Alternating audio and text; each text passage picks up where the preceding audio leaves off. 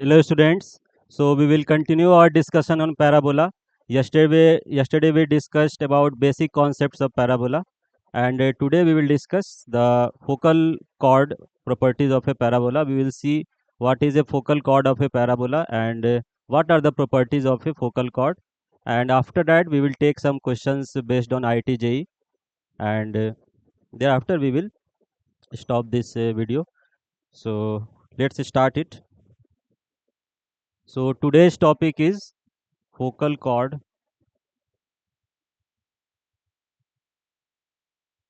focal chord of a parabola।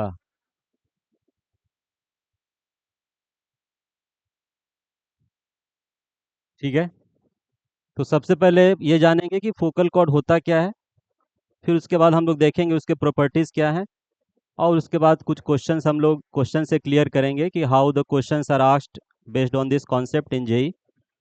ठीक है, तो सबसे पहले देखते हैं what is a focal cord.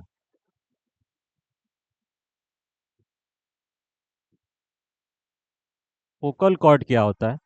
Any cord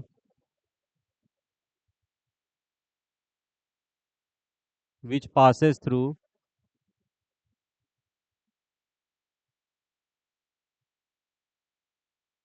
focus of a parabola. ठीक है, कोई भी कॉर्ड जो फोकस से पास करेगा उसको हम लोग क्या बोलेंगे? फोकल कॉर्ड, है ना। तो एक पैराबोला है हमारा, कोई भी कॉर्ड जो फोकस से पास करेगा उसको हम लोग बोलेंगे फोकल कॉर्ड। तो कितने फोकल कॉर्ड पॉसिबल है पैराबोला में? So we can have infinite number of focal chords. देखो बेटा कैसे, कोई भी पैराबोला ले लेते हैं ऐसे। ठीक है, ये हमारा फोकस है A, 0। अब इस पॉइंट से कितने कॉर्ड आ जाएंगे? बहुत सारे आ जाएंगे, है ना। ये सारे फोकल कॉर्ड्स ही हैं, these all are focal chords. Why? Because these all lines are passing through focus, so these all are the focal chords। ठीक है, तो हम लोग क्या करेंगे, एक फोकल कॉर्ड लेंगे बस उस पे। ठीक है, एक फोकल कॉर्ड ले लेते हैं। तो ये हमारा पैराबोला है।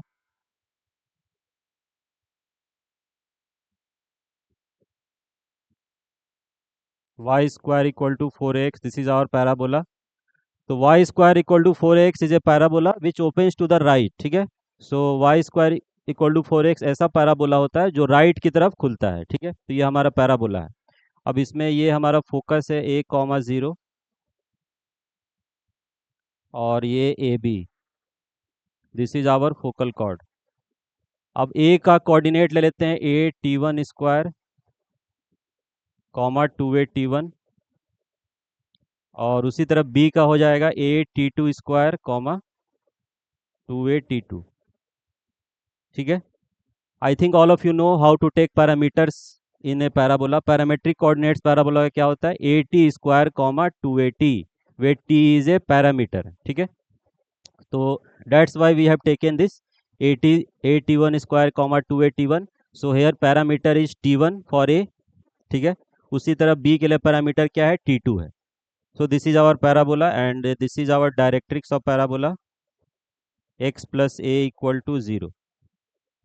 ठीक है, अभी हमें क्या करना है? अभी हमें basically we have to find the relation between T1 and T2। T1 और T2 में रिलेशन फाइंड करना है हमें। So basically we have to find relation between T1 and T2। ठीक है, this is our goal. So what we will do now, you carefully look here. A B जो line है, ये A B जो cord है, उसमें A S भी है और बी एस भी है। So A S and B S are on the same line A B, so slope of A S और slope of B S equal हो जाएगा, है ना। Why? Because both are the part of the same line. तो slope of A S और slope of B S दोनों equal हो जाएगा। So slope of A S क्या आ जाएगा बेटा? देखो, y2 minus y1 by x2 minus x1। slope formula all of you remember, y2 minus y1 by x2 minus x1। so 2A T1 by A T1 square minus a। ठीक है, y2 minus y1 by x2 minus x1 a इसका आ गया, और उसी तरह bs का क्या हो जाएगा? 2A T2 by A T two square minus A, ठीक है। ये आ गया, स्लोप ऑफ एस ये है और स्लोप ऑफ बी एस हमने इक्वल कर दिया। अब यहाँ से हम लोग वी विल कैंसिल ए को कैंसिल कर दो और टू भी कैंसिल कर लेंगे, टू और ए कैंसिल हो गया। So T one by T one square minus one equal to T two by T two square minus one, ये आ गया हमारा। उसके बाद क्रॉस मल्टीप्लाई कर लेंगे, विल डू क्रॉस मल्टीप्लाई है, तो T one T two square minus T one is equal to T two T one square minus T two, ये हमारा ऐसा आ गया।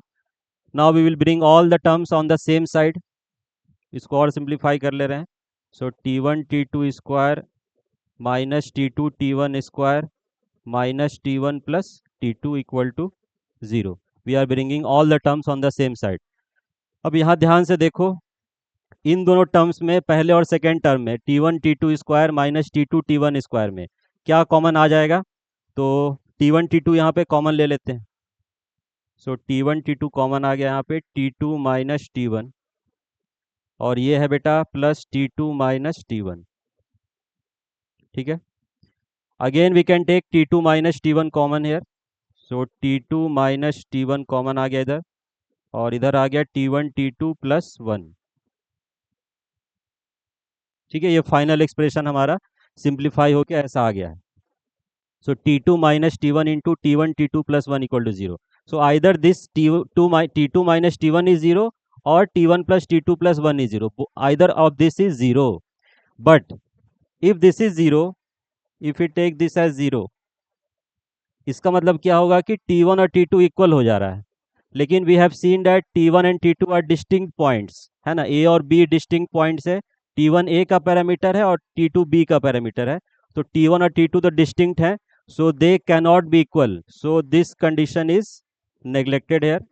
इस कंडीशन को नेग्लेक्ट कर लेंगे, और तो ऑब्वियसली यही हमारा कंडीशन आएगा, T two is equal to minus one, ठीक है। क्या आ गया बेटा, T two is equal to minus one, यही बहुत इंपॉर्टेंट यहाँ पे प्रॉपर्टी आ गया। तो that is the relation between T one and T two, that is T one into T two is minus one. That means that product of parameters of ends of a focal chords is equal to minus one. इसको क्या लिख देंगे, product of parameters of ends of a focal chord is always minus one, ठीक है। तो T one into T two हमेशा क्या आएगा, माइनस वन आएगा, अगर टी टू फोकल कॉर्ड्स के पैरामीटर हैं, एंड्स पॉइंट के पैरामीटर हैं। तो we can write here T two will be equal to minus one by T one. Now we can replace T two by minus one by T one here, तो क्या आ जाएगा बेटा यहाँ पे, ए by T one square comma minus two A by T one. So we can also write b as a by t1 square comma minus two A by T one. तो यही concept है बेटा, इसी कॉन्सेप्ट को आपको समझना है, ये रिलेशन को याद रखना है। इस रिलेशन पे बहुत सारे क्वेश्चन आते हैं, हर साल आते हैं, ठीक है। तो इस पे एक क्वेश्चन हम लोग एक दो क्वेश्चन लेंगे इंपॉर्टेंट, फिर आपको और क्लियर होगा ये, ठीक है। So we will do some question hair.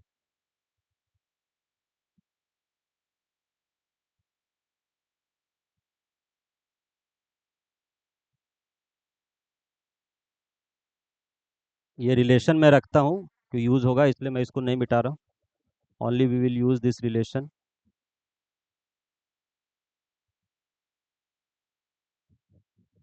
So question is,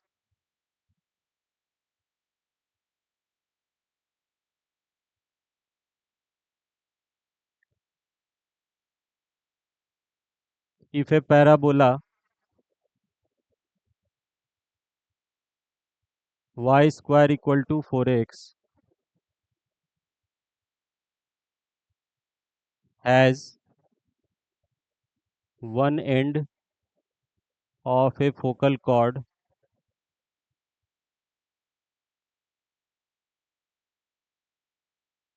as a 80 square comma 280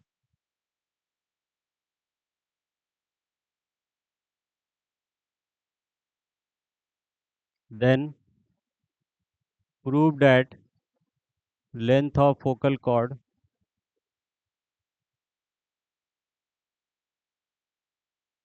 is a into t plus 1 by t whole square.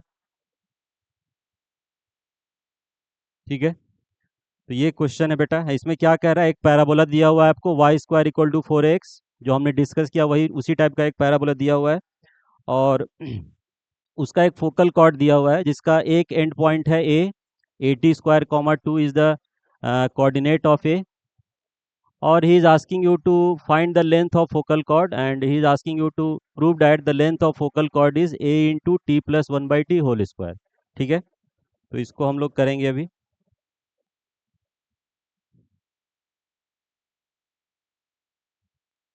ठीक है, तो पहले एक पैराबोला ड्रॉ कर लेंगे,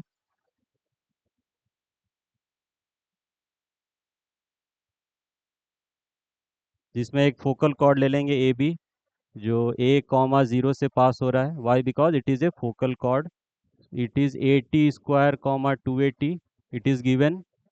Coordinate of A is already given. One point of the focal chord is given A and other end is not given. So what we will take?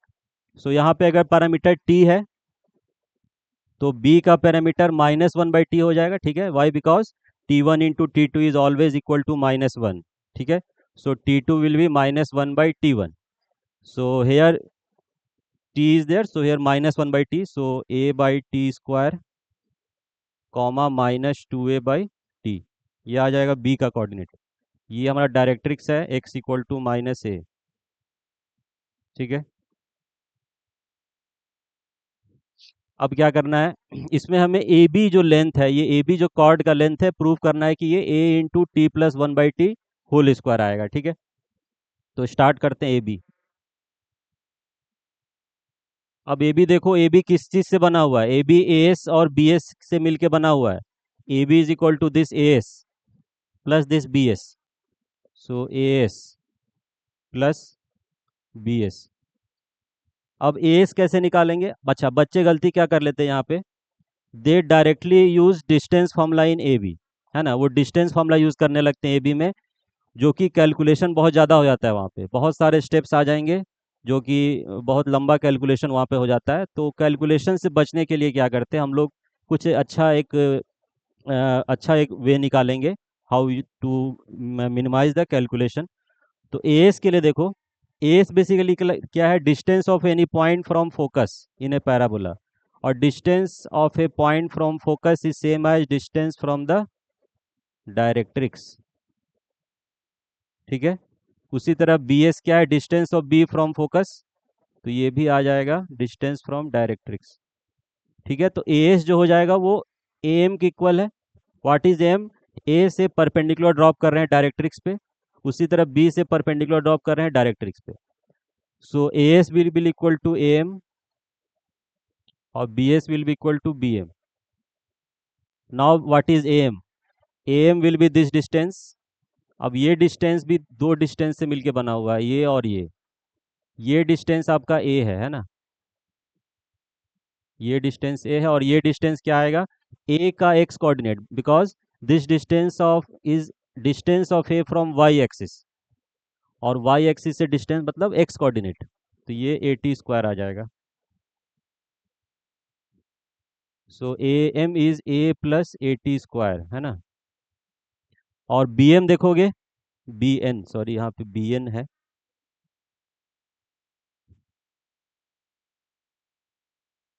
And B N is nothing but, B N भी यहाँ पे दो distance से मिलके बना हुआ है, ये दोनों डिस्टेंस से मिलके बना हुआ है, तो ये भी ए है यहाँ पे, और ये आपका ए बाई टी स्क्वायर है। So B N is A plus A by T square. ठीक है, ये आ गया। अब यहाँ पे देखो सारे टर्म्स में ए है, यहाँ भी यहाँ भी यहाँ भी सब में ए है, तो ए आप कॉमन ले लेंगे, सो 1 plus T square plus 1/1 plus T square, ये आ जा रहा है। So this is T square plus 1/t square plus 2, so this is T square plus 1/t square, और इस 2 को हम लोग क्या लिख लेते हैं, 2 इंटू टी इंटू 1/t। क्यों ऐसा लिख रहे हैं? क्योंकि हम लोग इसको परफेक्ट स्क्वायर बना रहे हैं, है ना। परफेक्ट स्क्वायर कब कैसे बनेगा? A square plus B square plus two A भी तो आना चाहिए ना यहाँ पे। तो टू ए बी लाने के लिए हम लोग क्या कर रहे हैं? A square plus B square plus two, और ये ए है और ये 1/t बी है आपका, दोनों कैंसिल होके यहाँ पे टू आ जाएगा। ठीक है, so this is nothing but A into T plus 1/t whole square, है ना। तो यही आपको प्रूफ करना था कि distance of this A B is equal to A into T plus 1/t whole square. ये हो गया, ठीक है।